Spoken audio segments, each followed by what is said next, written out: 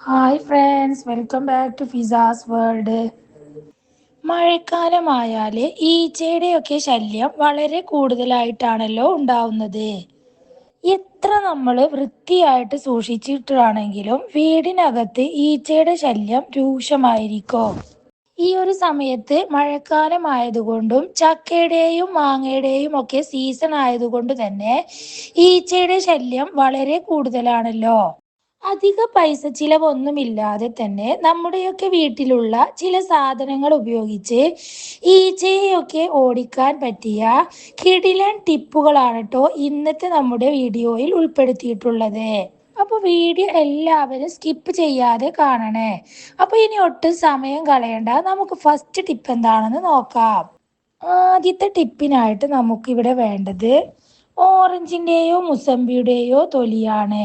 അപ്പോൾ ഈ ഒരു മുസമ്പിയുടെ തൊലി നമുക്ക് ഇതുപോലെ കട്ട് ചെയ്തെടുക്കാം. ഫ്രഷ് ആയിട്ടുള്ള ഓറഞ്ചും മുസമ്പിയും എടുക്കാനായിട്ട് നോക്കണേ.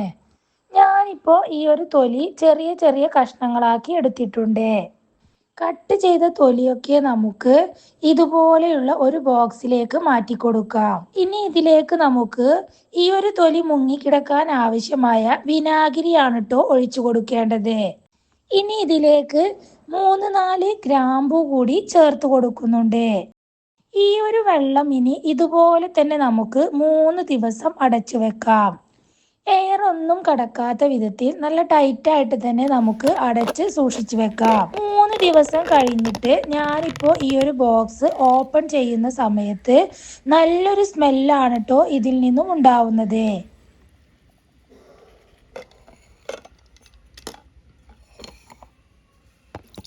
ഇനി ഇത് നമുക്ക് മിക്സിയുടെ ജാറിലേക്ക് ഇട്ട് അടിച്ചെടുക്കാം. ഇപ്പൊ ഞാനിത് മിക്സിയുടെ ജാറിലിട്ട് നന്നായിട്ട് തന്നെ അരച്ചെടുത്തിട്ടുണ്ട്. ഇനി നമുക്കിതിലേക്ക് ഒരു 1/2 ഗ്ലാസ് വെള്ളം കൂടി ഒഴിച്ചു കൊടുക്കാം. എന്നിട്ട് നന്നായിട്ട് തന്നെ മിക്സ് ചെയ്ത് കൊടുക്കണം. ഇനി നമുക്കിതൊരു അരിപ്പ വെച്ച് അരിച്ചൊഴിക്കാം.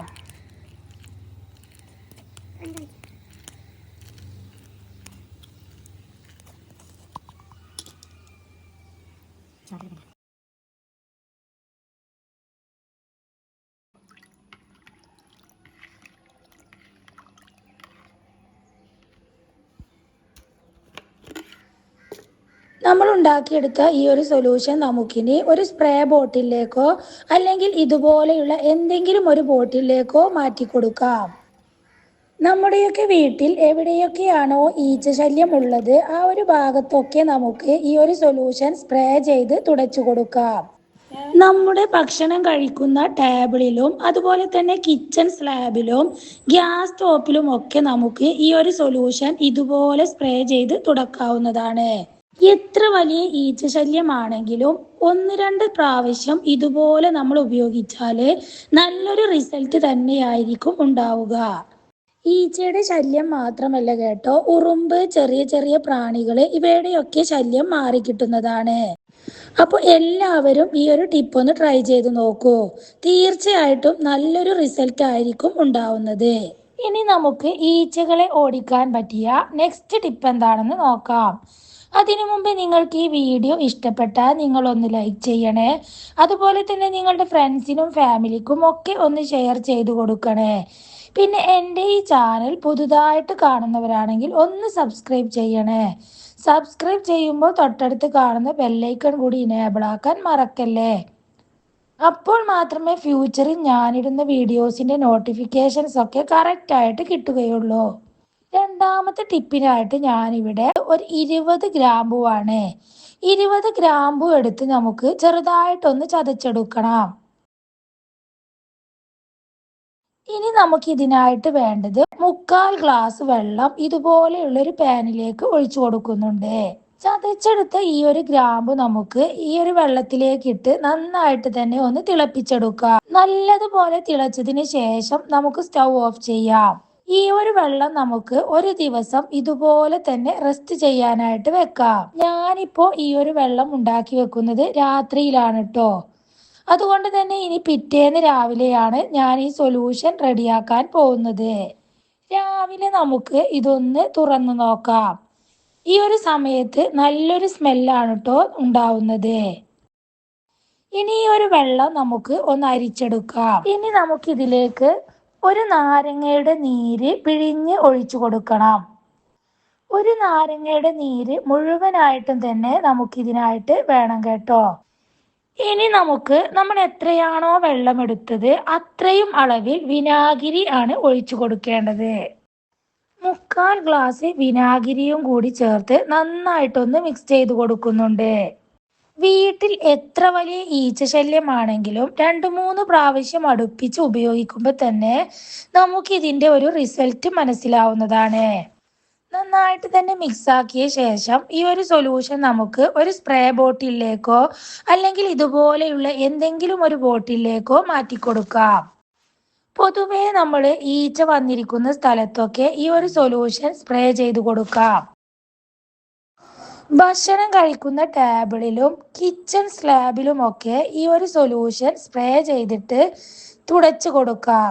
ഈ ഒരു സൊല്യൂഷൻ ഉപയോഗിക്കുന്നത് കൊണ്ട് തന്നെ ഈച്ചയുടെ ശല്യം മാത്രമല്ല കേട്ടോ, നമ്മുടെയൊക്കെ വീട്ടിലുള്ള ഉറുമ്പ്, അതുപോലെ തന്നെ ചെറിയ ചെറിയ പ്രാണികള്, ഇവയുടെയൊക്കെ ശല്യം പൂർണ്ണമായിട്ടും മാറിക്കിട്ടുന്നതാണ്.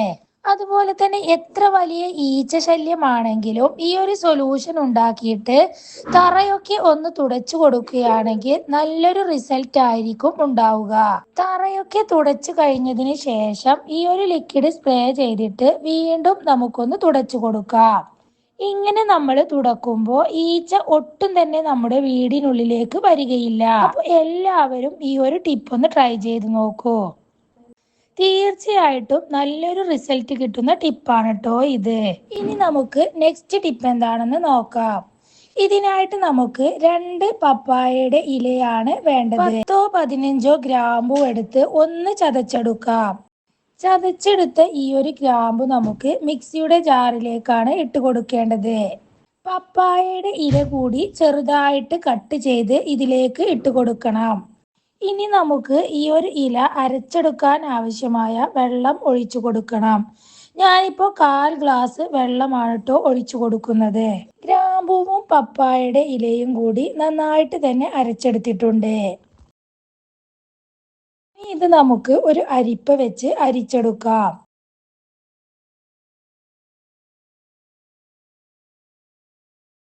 ഈ ഒരു സൊല്യൂഷനിലേക്ക് നമുക്ക് 1/4 ഗ്ലാസ് വിനാഗിരി കൂടി ഒഴിച്ചു കൊടുക്കാം.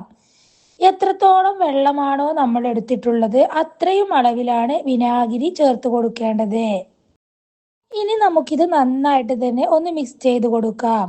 ഇനി ഈ ഒരു സൊല്യൂഷൻ നമുക്ക് ഒരു സ്പ്രേ ബോട്ടിലേക്കോ അല്ലെങ്കിൽ ഇതുപോലെയുള്ള എന്തെങ്കിലും ഒരു ബോട്ടിലേക്കോ ഒഴിച്ചു കൊടുക്കാം. ഈ ഒരു സൊല്യൂഷൻ നമുക്ക് വീടിന്റെ പരിസരത്തായിട്ട് ഇതുപോലെ സ്പ്രേ ചെയ്ത് കൊടുക്കാം.